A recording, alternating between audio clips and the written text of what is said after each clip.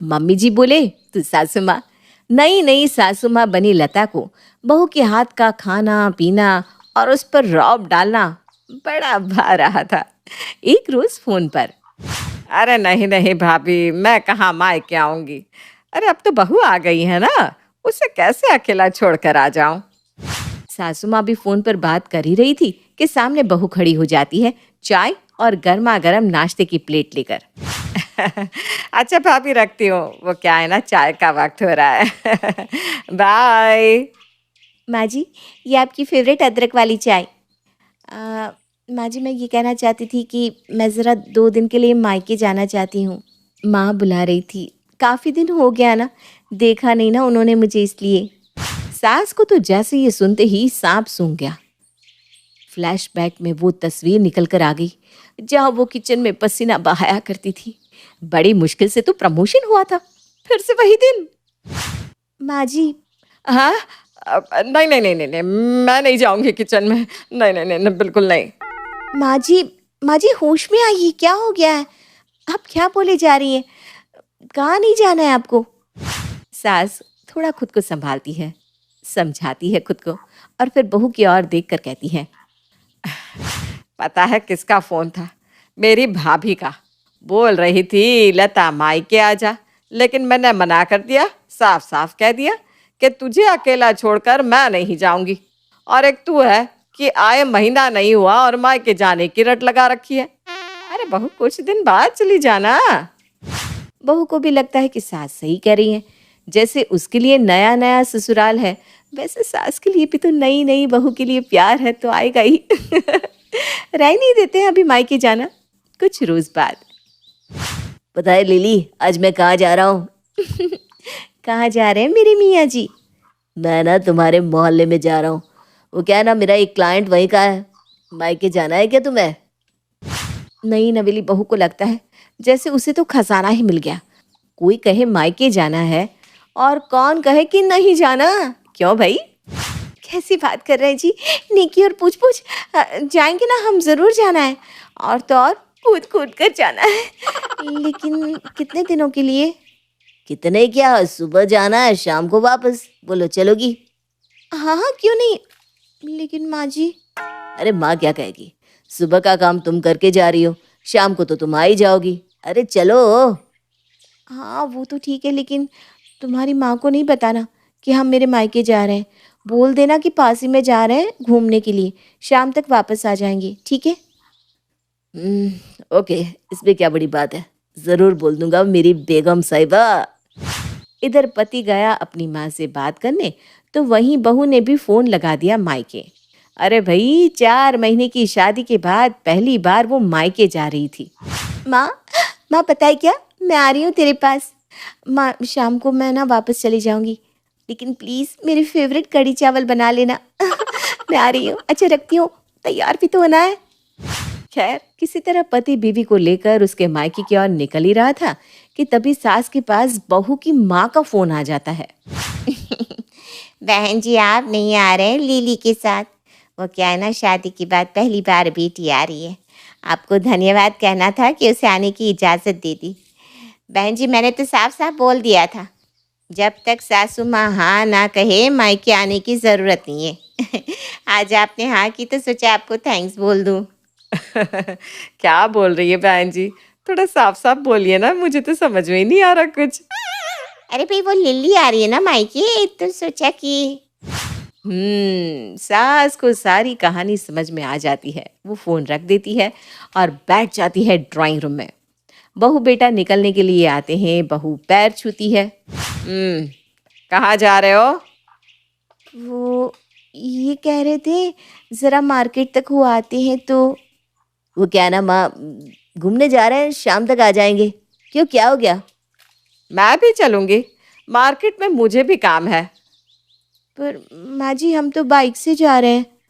हाँ तो हम दोनों पतले पतले तो हैं, बैठ जाएंगे साथ, चलो। क्या बोले, माँ का आदेश सराखों पर। एक बाइक में पहले बेटा, फिर माँ और फिर बेचारी बहू निकल जाते हैं मार्केट की ओर। बेटा मार्केट में माँ और बीवी को उतार कर चला जाता है। हाँ तो क्या लेना था तुझे? बहू क्या बोले, लेना देना तो कुछ था नहीं। वो मैं सोच रही थी कि साड़ी ले लूं।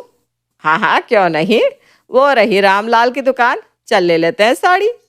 सास बहू रामलाल की दुकान से साड़ी लेकर घर की ओर जा रहे थे कि माँ, मैं क्या बोलती हूँ, पास में मेरा मायका है, चले शाम को ये लेते हुए आ जाएंगे। नहीं नहीं बहू, वो क्या है ना, घर चलते हैं।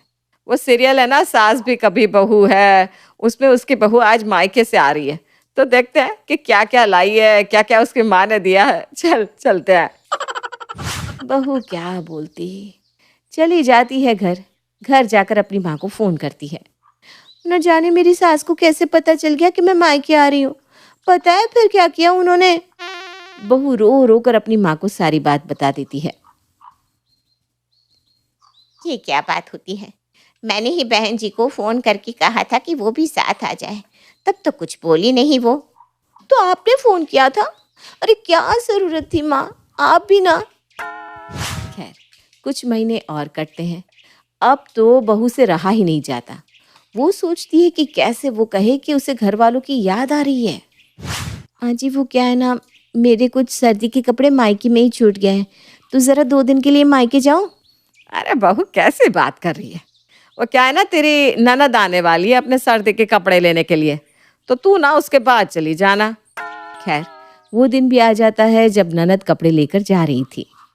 माँ क्या है, क्यों बार बार बुला लेती हो, अभी तो होकर गई थी, पता है ससुराल में कितना काम होता है। देख बहू देख, कैसे मेरी बेटी मायके के नाम से भी चिढ़ती है। वो तो मैं जिद करूँ ना तो भी ये आए ना, और एक तू है, आए दिन मायके की रट लगाए रहती है। माँ जी, वो मेरे भी कपड़े। क्या है भाभी, जब देखो तब कपड़े कपड़े करती रहती हो। ये लो, मेरे सारे सर्दी के कपड़े आप रख लो, वैसे भी मैं ना नए ले लूँगी। अब तो ठीक है ना, जाओ अब अदरक वाली चाय लेकर आओ। अरे सोचा भी है कि माँ कैसे मैनेज करेंगे आपके मायके जाने की बात। अब किसका फ़ोन आ गया। ननद के फ़ोन पर उसकी ननद का फ़ोन आया था। जी जी दीदी, कैसे आना हुआ, मैं ना ज़रा मायके आई थी वो सर्दी के कपड़े लेने। भाभी, वो माँ गिर पड़ी है, गर्म पानी की बाल्टी बाथरूम में रख रही थी, फिसल गई, जल्दी से आ जाइए आप। ननद फ़ोन रख देती है। न जाने मेरी सास को कब अकल आएगी, 2 दिन मैनेज नहीं कर सकती बुढ़िया, जैसे पैदा ही मेरे भरोसे हुई है। अच्छा मैं चलती हूँ, मैं, सास मेरी ना किसी काम की नहीं है। अब तक जो ननद भाभी को ताने दे रही थी, अब खुद की सास को कोसते हुए मायके से ससुराल चली जाती है। अब आगे घर की बैल बजती है। सामने खड़े होते हैं बहू के माँ बाप। अरे आप समधी समधन जी, आइए आइए आइए। माँ पापा आप लोग। बहू सालों से माँ पापा से नहीं मिली थी। वो उनके गले लगकर रोने लगती है।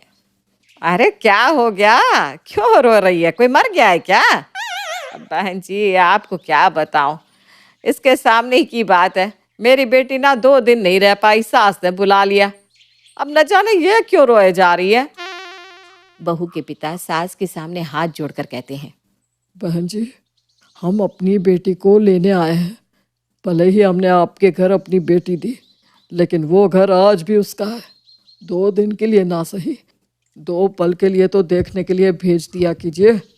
एक शहर में शादी करने का मकसद ही यही था कि बेटी कभी कभार मिलने आ जाया करेगी, लेकिन आपने तो पूरा साल लगा दिया, उसे घर पर आने ही नहीं दिया। अब हम अपनी बेटी ले जा रहे हैं, चल बेटी। बहू की एक तरफ सास और एक तरफ माँ, वो क्या करती। क्या सोच रही है बेटा, चल। नहीं पापा, मेरा घर अब यही है और सास मेरी माँ है, वो कहेंगी तो ही मैं आपके साथ चलूँगी। जैसे शादी से पहले आप कहते थे तभी मैं कहीं जाती थी ना, मैं भी कहीं नहीं जाऊँगी। सास बहू को देखकर गले लगा लेती है। बहू मुझे माफ़ कर, मैं ये भूल गई थी कि तू भी किसी की बेटी है। तू शौक से अपने माता पिता के साथ जा, जब तक जी करे वहाँ रहना, मायके जा बहू। सरला एक दिन बड़ी खुशी खुशी घर में आती है। तभी वहाँ उसकी बड़ी और बिचली बहू आ जाती हैं। क्या हुआ मम्मी जी, आज तो आप बड़ी खुश नजर आ रही हैं। अरे खुशी की तो बात ही है बहू, ये देखो इस शहर में सबसे अच्छा पार्लर खुला है, जिसका कूपन मैंने जीता है। मम्मी जी, आपने कैसे जीत लिया कूपन? अरे मैं मॉल गई थी ना, तो इन ब्यूटी पार्लर वाले लोगों ने लकी ड्रॉ का स्टॉल लगाया था। मैंने पर्ची उठाई तो मुझे एक फ्री विजिट मिली है, जिसमें 5,000 तक की सर्विसेज फ्री में करवा सकते हैं। ये सुनकर दोनों बहुएं खुश हो जाती हैं।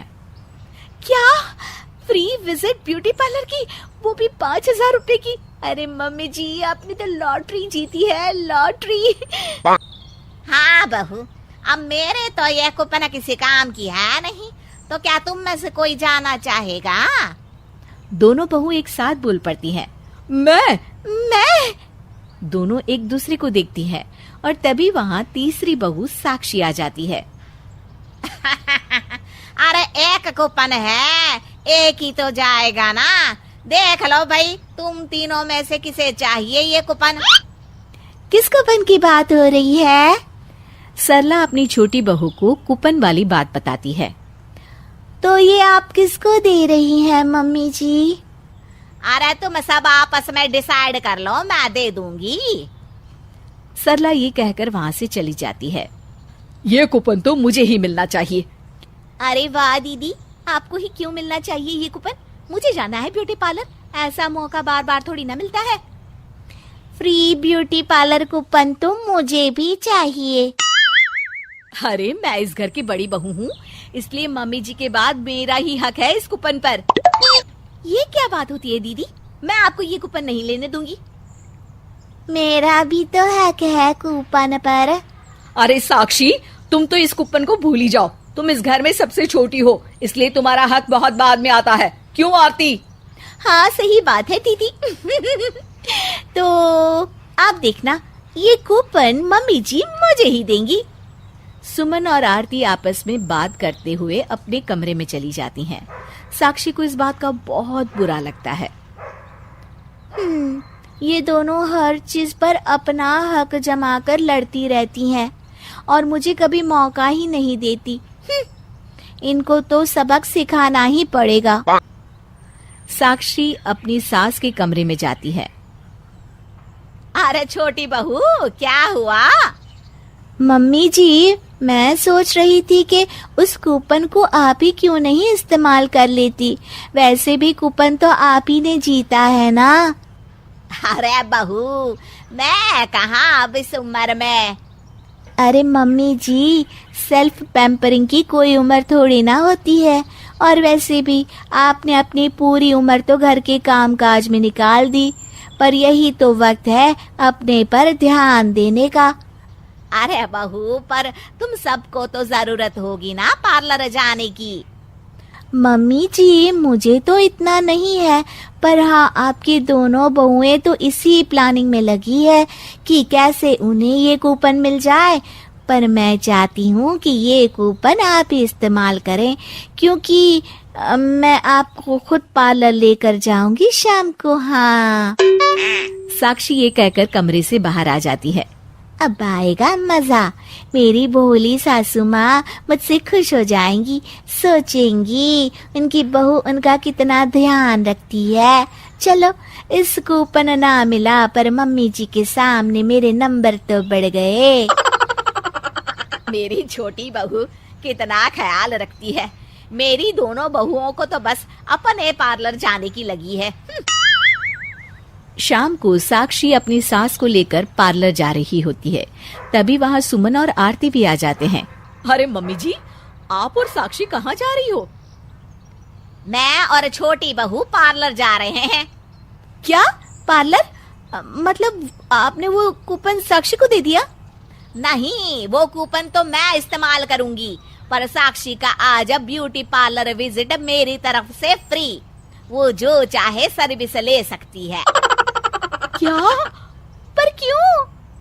क्योंकि तुम दोनों तो बस अपने बारे में ही सोचती हो, पर छोटी बहू ने मुझसे ये कहा कि ये कूपन मुझे इस्तेमाल करना चाहिए।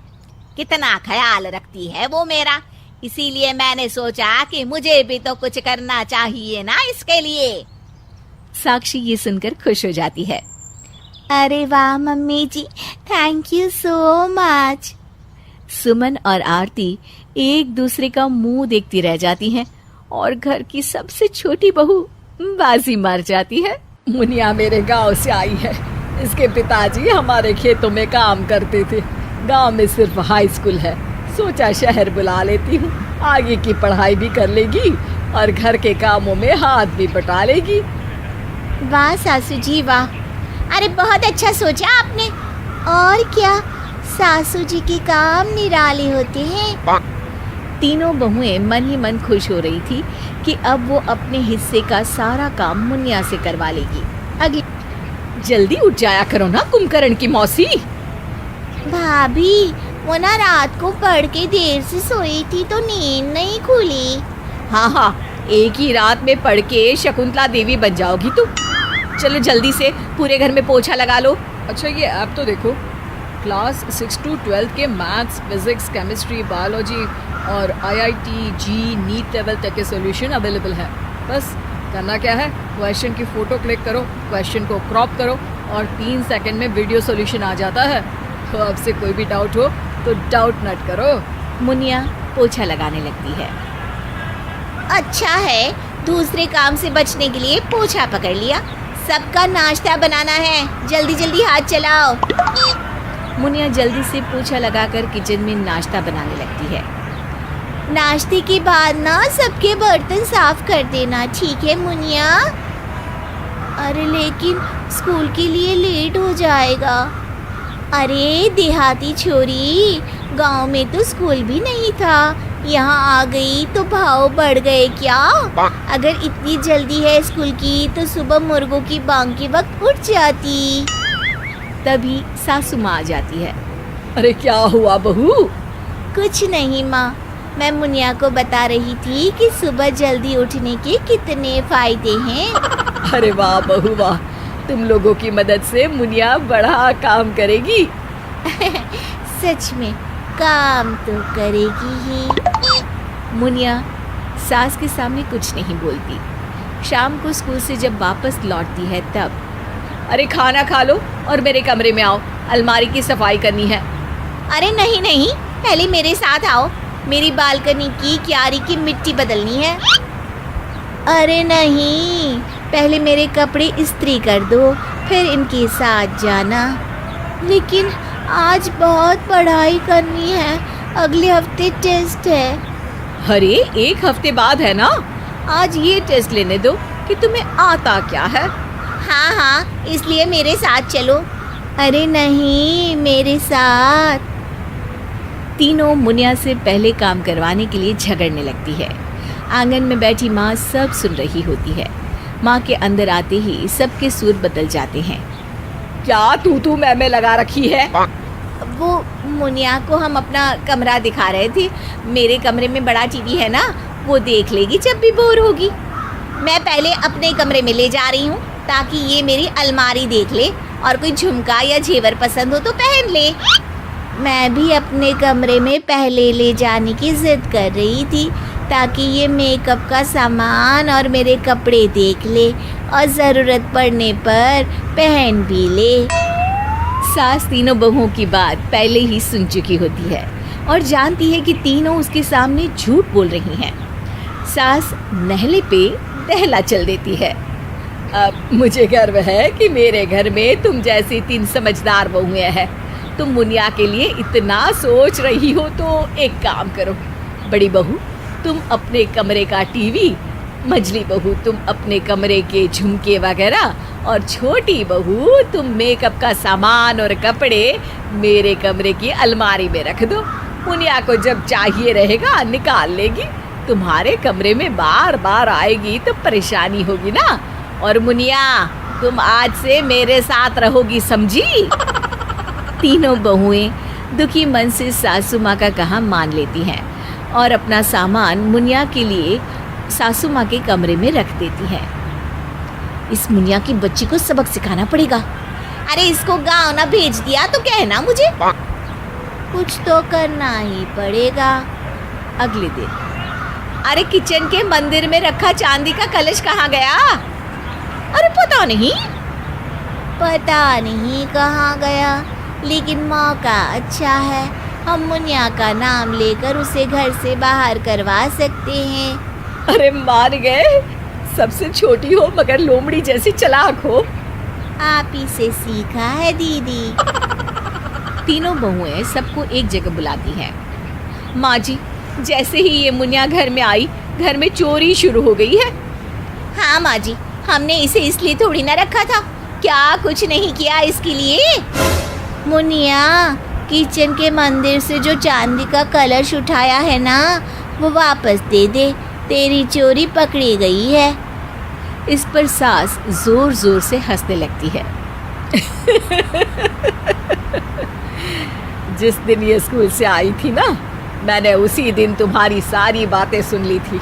तुम लोगों ने शुरू से इसके साथ नौकरानी जैसा बर्ताव किया, मगर इसने कभी तुम्हारी शिकायत मुझसे नहीं की, और आज तुम इस बच्ची पर बेवजह चोरी का इल्जाम लगा रही हो। अब लेकिन माँ जी, कलश गया कहाँ? अगर इसने नहीं चुराया तो? कलश मेरे कमरे में है। मेल चढ़ रहा था तो सफाई के लिए लेकर गई थी, मगर तुम लोगों ने तो मौका देखते ही इस बच्ची को चोर कह दिया। मददगार को कभी नौकर नहीं समझना चाहिए। कोई आपसे मना नहीं करता, इसका मतलब ये नहीं कि आप उसका फायदा लेते रहे। उसका मना नहीं करना उसका बड़प्पन है, तुम्हारा हक नहीं। तीनों बहुएं शर्म से सर झुकाए खड़ी रहती हैं और मुनिया से वादा करती है कि उसे अब अपनी बहन की तरह रखेंगी। सास साफ कह देती है कि मुनिया की प्राथमिकता पढ़ाई होगी, घर का काम पढ़ाई के बाद, अगर वक्त मिला तो। शिक्षा, कोई हमारी मदद करे तो हमें उसका एहसान मानना चाहिए, ना कि उसको अपना नौकर समझ लेना चाहिए। ब्रिजेश और उसका बेटा सुरेश आराम करते हुए बातें कर रहे थे। बेटा, लॉकडाउन तो फिर बढ़ गया। हमारे प्रधानमंत्री तो लॉकडाउन खत्म होने की तारीख पे तारीख दिए जा रहे हैं। एक बात तो है बाबूजी, ये लॉकडाउन के चलते क्या आराम हो गया ना। ना ही रोज सुबह जग कर तैयार होने की टेंशन और ना ही धंधे की मगजमारी। अरे सुरेश, अब मालूम पड़ता है कि घर की औरतें कितना आराम करती हैं, और एक हमें देखो, जब देखो तब काम काम और काम। रसोई से सुरेश की पत्नी सीमा आती है। सब बोलने की बात है बाबूजी, हम गृहिणियों को क्या आराम और क्या लॉकडाउन। रोज वही सुबह उठो, सबके लिए खाना बनाओ, सफाई। तभी सासू माँ भी एकदम से आ जाती है। और तो और, आजकल तो हमारा काम पहले से भी ज्यादा बढ़ गया है जी। और नहीं तो क्या, इन महाशय को तो रोज कुछ नया खाने को चाहिए। कभी डोसा, कभी पूरी, और चिंटू को संभालना सो अलग, उसकी भी तो स्कूल बंद है ना। एक बार अगर खुद संभालना पड़े घर को, तब पता चले इन्हें सासू माँ। खाना बनाने और सोने के अलावा और क्या काम होता है घर में, हैं? अच्छा जी, अगर यही बात है तो एक काम क्यों नहीं करते? कल पूरा दिन आप घर के काम करना और हम आराम करेंगे। अब भाई लॉकडाउन का हमें भी तो कुछ फायदा होना चाहिए ना। ओह, चैलेंज। तो ठीक है मैडम, चैलेंज एक्सेप्टेड। हम दोनों कल घर का सारा काम करेंगे और ये साबित करके दिखाएंगे कि आप लोग बेवजह की शिकायतें करती रहती हो। उसी दिन रात को सीमा सुरेश को एक लंबी सी लिस्ट थमा देती है। अरे, अब ये क्या है? ये वो काम है जी जो आपको और बाबूजी को कल करने हैं। 6 बजे दूध लाना, सफाई, नाश्ते की तैयारी, कपड़े धोना, दोपहर का खाना। अरे इतना सब क्यों? आप ही तो बोल रहे थे ना। अब जाइए, कृपया हमें गलत साबित करिए। All the best. और हाँ, मैं तो कल आराम से उठूंगी। आप घड़ी पे 6 बजे का अलार्म लगा लेना। Good night. ये कहकर सीमा चद्दर तान के सो जाती है।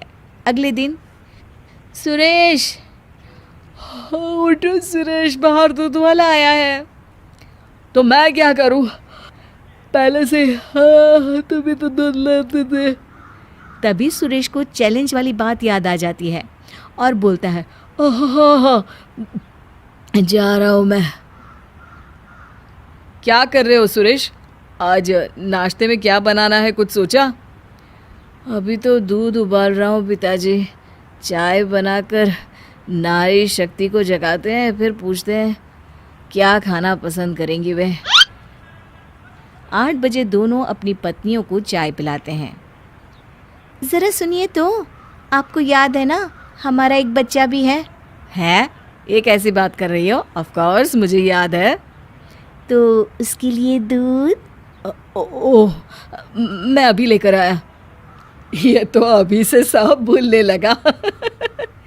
अब आगे आगे देखिए सासू माँ, होता है क्या। थोड़ी देर बाद, अब नाश्ते में क्या बनाऊं? आ गए ना लाइन पर। जब मैं यही सवाल पूछती थी तो कैसे गुस्से से टमाटर जैसे लाल हो जाते थे। अब खुद ही सोचिए क्या बनाना है। हाँ हाँ ठीक है, ज़्यादा मत बनो। आप बताइए माँ, क्या खाएंगे नाश्ते में? भाई मुझे तो कोई भी सब्जी और साथ में रोटी बना देना। मैं तो आलू के पराठे खाऊंगी। और मैं कॉर्नफ्लेक्स और ब्रेड जैम। और हाँ, चाय मत भूलना। सबकी अलग अलग फरमाइशें सुनकर सुरेश इरिटेट हो जाता है और रसोई में चला जाता है। थोड़ी देर बाद सब डाइनिंग रूम में बैठते हैं। तभी, अरे सुरेश के बाबूजी, आप क्या रसोई में सब्जियां उगाने लग गए हैं? अरे कितनी देर और। तभी सुरेश रसोई में से बाहर आता है। ये लीजिए माँ जी, आपकी रोटी और साथ में सब्जी, और ये लो तुम्हारे आलू के पराठे, और चिंटी के लिए ब्रेड जैम और कॉर्नफ्लेक्स। ये कैसे पराठे हैं, इतने कड़क और जले हुए? आरी मिलेगी इन्हें काटने के लिए। ओहो, इतना तेज नमक। सुरेश के बाबूजी, आप तो जरा ध्यान रख लेते। माँ जी, ध्यान रखने का ठेका तो हम औरतों ने लिया है ना। क्यों, अब तो मानते हो ना जी? ये मानने न मानने वाली क्या बात है इसमें, हैं? वो तो मतलब पहली बार था इसलिए खराब हो गया। मैंने मास्टर शेफ की वीडियोस देखी हैं, दोपहर को देखना, क्या एक से एक बढ़िया डिशेस बनाते हैं हम लोग। ओह, मास्टर शेफ देखते सब हैं, पर घर में बनते टिंडे हैं। तो वो तो दोपहर को पता चलेगा कि क्या क्या बनाते हो हमारे संजीव कपूर। चलिए चलिए, जल्दी से खाना खा लो, अब फिर सफाई भी तो करनी है ना आप लोगों को। सुरेश और उसके पिताजी सफाई करते हैं और फिर दोपहर को खाना तैयार करने लगते हैं। इतने में ही सीमा और उसकी सास को रसोई में से बहुत ज़ोर की आवाज़ आती है, तो दोनों भागी भागी देखने चली आती है। रसोई में चारों ओर आटा ही आटा बिखरा होता है। सुरेश के भी मुंह और बालों में आटा लग गया होता है। ये क्या हुआ? इसको तो सफाई करने में भी एक अरसा लग जाएगा। तुम जाओ ना, तुम क्यों आई हो यहाँ पर? रस्सी जली मगर बल नहीं गया। मुझे क्या, जो मर्जी करो। अरे बहू, मैं तो यूं ही फ्री फंड में फंस गया। चैलेंज किया सुरेश ने और नाम आया मेरा। देख बहू, और तुम भी सुनो सुरेश की अम्मा, हमें मालूम पड़ गया है कि हम कितने गलत थे। तुम लोग दिन रात हमारी सेवा करने में लगी रहती हो और फिर भी हम शिकायत करते हैं। हमें माफ़ कर दो तुम दोनों। चल बे, तू भी माफ़ी मांग। हाँ हाँ, बात तो सही है। ये जितना आसान दिखता है, घर का काम करना इतना भी आसान नहीं है। और सीमा, आज से मैं तुम्हारे घर के काम में हाथ बटाया करूँगा। कोई बात नहीं सुरेश, चल अब तू और बहू मिलके खाना बनाओ, बड़ी भूख लगी है। थोड़ी देर बाद सीमा और सुरेश खाना बना के लेकर आते हैं और सब खुशी खुशी खाने लगते हैं। भाई एक बात तो है, इस लॉकडाउन की वजह से अब एक साथ रहकर खाना खाने को जो मिल रहा है। हाँ सुरेश, मैं तो कहती हूँ कि इस लॉकडाउन में स्वादिष्ट खाना बनाएं, खुद खाएं और दूसरों को भी खिलाएं। और पति को भी काम पे लगाएं। और अगर झिकझिक करे ना तो ऐसे ही मजा चखाए। अरे सविता, सुना तूने? जोगिंदर की बहू और माँ कल कैसे ताल ठोक ठोक कर लड़ रही थी। हाँ जी, सुना तो है, लेकिन आप इतनी खुश काहे हो रही है? ये तो घर घर की कहानी है। ये तूने 50 तोले की बात कही है। 100 तो मैं हमेशा कहती हूँ। चोटी घुमाते हुए सविता ने कहा, कल मेरे घर में भी महाभारत मचा हुआ था। अच्छा, वो क्यों भला? अब क्या बताऊं, बहू के जीजा ने उसकी बहन को रानी हार बनवा कर दिया है। बस इधर इसका टेप चालू हो गया। रानी हार ना सही, कुछ दे दिलाकर मना लो बहू को। हाँ, देखती हूँ।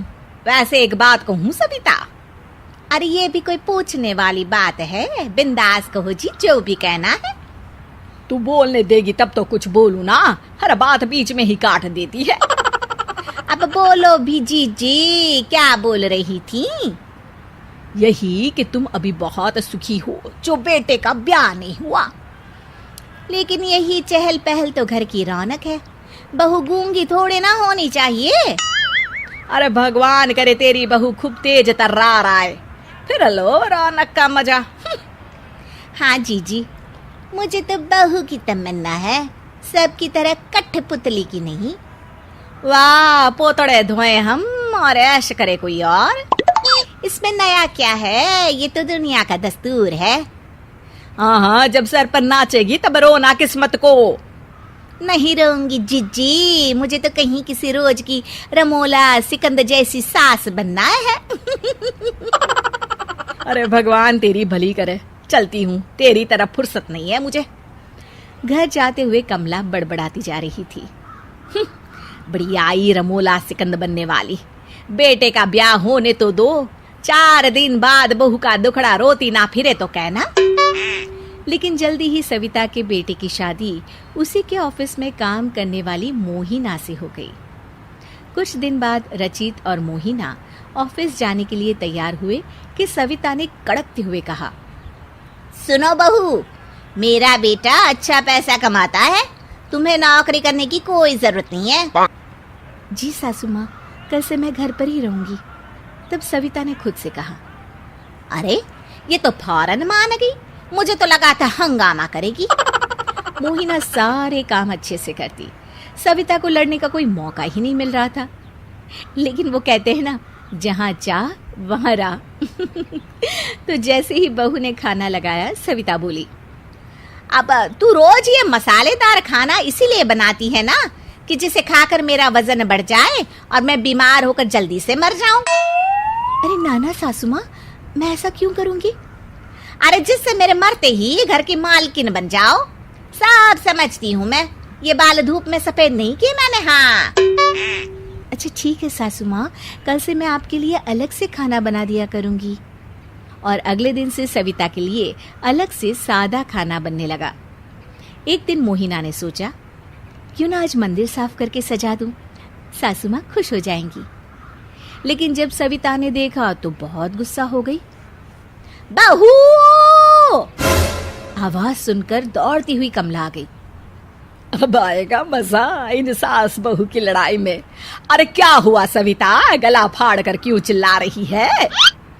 हे भगवान, क्या बताऊं जीजी, देखो तो ये क्या अनर्थ कर डाला इसने। पंचक में कौन मंदिर साफ करता है? तब तक मोहिना भी आ जाती है। जी सासू माँ। अरे सासू माँ की बच्ची, ये सब क्या है? वो मंदिर साफ किया है। तुम्हारी माँ ने तुम्हें सिखाया नहीं कि पंचक में मंदिर साफ नहीं करते? वो तो याद नहीं रहा। हाँ, उस मुझे मोबाइल से फुर्सत मिले तब ना कुछ याद रहेगा। हे भगवान, इस लोग के साथ परलोक भी बिगाड़ देगी ये कलमुही। माफ कर दीजिए, आगे से बिना पूछे कुछ नहीं करूंगी। फिर कमला ने कहा, आप बैठी चाची जी, मैं चाय बना कर लाती हूँ। अरे सविता, तुम्हारी बहू तो बड़ी समझदार है, तुम्हें बात बढ़ाने का मौका ही नहीं दिया। अभी कुछ दिनों बाद पॉलिश उतरेगा जीजी। वो क्या कहते हैं अंग्रेजी में, जस्ट वेट एंड वॉच। कल से घुटनों में दर्द सा है। अरे सुबह सुबह टहलने चला करना मेरे साथ। सही कहा जीजी, कल से ही चलती हूँ। तो ठीक है, फिर कल मिलते हैं। बहू, कल से मैं मॉर्निंग वॉक के लिए जाऊंगी, 6 बजे लेमन टी बना देना। जी ठीक है। ऐसे ही एक दिन मोहिना चाय का कप लेने सविता के कमरे में जाती है। सासू माँ का कमरा तो बहुत गंदा है, आज मैं ही साफ कर देती हूँ। वैसे भी वो अभी घूमने गई है और मैं फ्री भी तो हूँ। उसने कमरा चमका दिया, फिर खुद से कहा, अरे वाह मोही, आज तो सासू माँ पक्का खुश हो जाएंगी। पर ये क्या, सविता तो खुश होने की बदले भड़क गई। अरे तुम्हारी हिम्मत कैसे हुई मुझसे बिना पूछे मेरे सामान को हाथ लगाने की?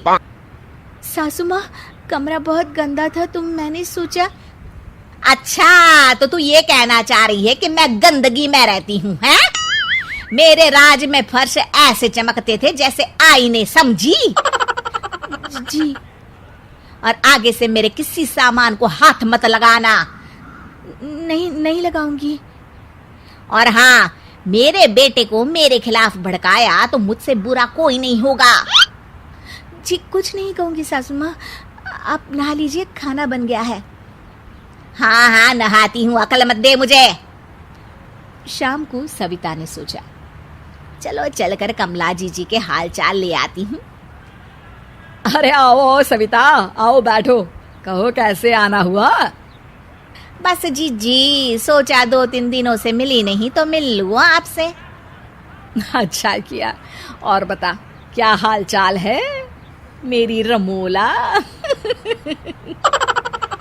अरे काहे की रमोला जी, मेरी बहू को किसी बात पर गुस्सा ही नहीं आता, ना ही वो लड़ती है। लगता है मेरा ये अरमान कभी पूरा ही नहीं होगा। अरे होगा कैसे नहीं, अभी तो रुक्का इक्का तो तुमने चला ही नहीं है और हार मान ली। मैं कुछ समझी नहीं जीजी।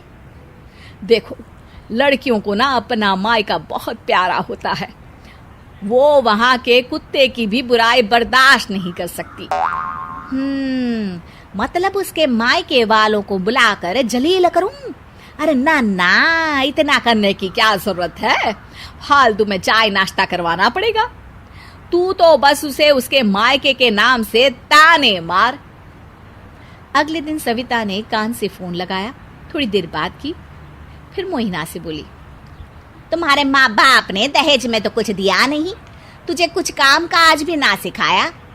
अरे मेरे भोले भाले बेटे को फंसाकर शादी कर दी, कहीं और होती तो 10 लाख कैश मिलते, कैश। मोहिना बिना कुछ बोले कमरे में चली गई। अरे वाह रे वाह, तेवर तो देखो महारानी के। मैं बात कर रही हूँ और इनके कान पर जूं भी नहीं रेंग रही। तमीज नाम की तो चीज ही नहीं है। तभी मोहिना आई और अपना एटीएम सविता को देते हुए कहा, मेरे मम्मी पापा के सारे पैसे हम भाई बहन की पढ़ाई पर खर्च हो गए, लेकिन सासू माँ आप इसे रख लीजिए, ये मेरा एटीएम है, इसमें पूरे 15 लाख रुपए हैं। और रही बात कामकाज की, तो आप सिखा दीजिएगा, आप भी तो मेरी माँ हैं। ये सुनकर सविता ने मोहिना को गले लगा लिया और बोली, तू दो नहाओ पूतो फलो, तुमने तो मेरा दिल ही जीत लिया बहू। शिक्षा, हम अपने अच्छे व्यवहार से किसी का भी दिल जीत सकते हैं।